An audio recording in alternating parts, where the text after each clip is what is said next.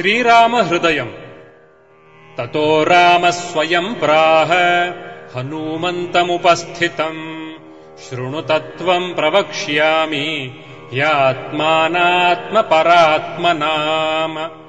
आकाशस्य यथा भेदः त्रिविधो दृश्यते महान्, जलाशये महाकाशः तदवच्छिन्न एव हि।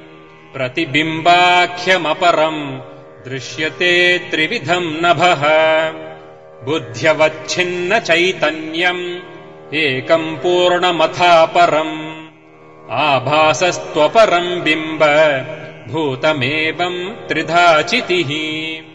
साभासबुद्धेः कर्तृत्वम् अविच्छिन्ने विकारिणे, साक्षिण्यारोप्यते भ्रान्त्या जीवत्वम् च तथा बुधैः।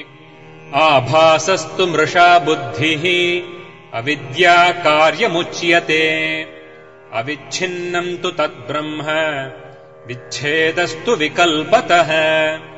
अविच्छिन्नस्य पूर्णेन एकत्वम् प्रतिपाद्यते, तत्त्वमस्यादिवाक्यैश्च साभासस्याहमस्तथा। ऐक्यज्ञानम् यदोत्पन्नम् महावाक्येन चात्मनोः, तथा विद्या स्वकार्यैश्च नश्यत्येव न संशयः। एतद्विज्ञाय मद्भक्तो मद्भावायोपपद्यते, मद्भक्तिविमुखानाम् हि शास्त्रगर्तेषु मुह्यताम्।